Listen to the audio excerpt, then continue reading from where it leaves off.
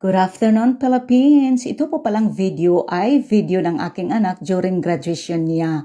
Matagal na ito sa aking gallery, ngayon ko lang siya na-post kasi ngayon ko lang din siya na voice over. Pasensya na sa spelling ng magna cum laude dito sa Philippines, mali talaga ang spelling ng cum laude. Pero okay lang yan kasi na-celebrate naman natin ng maayos yung pinaka-importanting araw ng aking anak.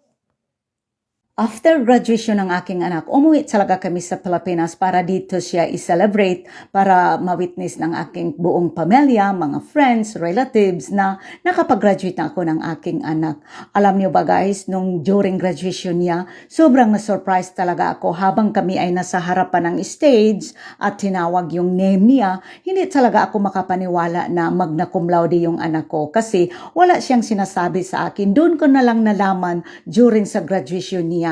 Alam niyo ba po, na-surprise talaga ako kasi wala siyang binanggit at naiyak talaga ako. Pagkatapos ng graduation, tinanong ko yung anak ko, sabi ko, bakit wala kang sinasabi na magna cum laude ka pala? Sabi niya, Mami, ito po pala ang gusto kong iregalo sa iyo, gusto ko ma-surprise ka.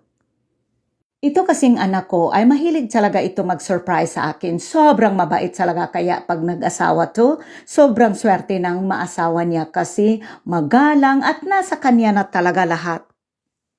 By the way, ito po pala ang handa ng graduation celebration ng aking anak. May litson at saka may iba-ibang putahe. Hindi kami nagpa-catering. Kami-kami lang talaga kapamilya ang naghanda nito. Ako talaga halos nagluto dito kasi mahilig din ako magluto ng mga Pinoy dish. Sabi nila magpa-catering daw ako para hindi na daw ako mapagod, pero sabi ko, ay nako hindi. Ako na talaga magluto kasi mahilig ako magluto doon sa Amerika. Kaya dinala ko talaga ang talent ko dito sa Pilipinas. Kami-kami na magluto at nakatipid pa. But anyway guys, habang nag-voice over ako nito, naku, tumulo talaga ang laway ko kasi nagutom tuloy ako habang tinitigan ko yung mga niluluto ko. Ay nako, ang sarap talaga ng mga pagkain ng mga Pinoy guys. Namimiss ko talaga lahat ng meron ako doon sa Pilipinas. But anyway, malapit na kaming mag-for good doon sa Pilipinas. Kaya malapit ko na din ito makain lahat. But anyway guys, dito na lang tayo. See you, bye!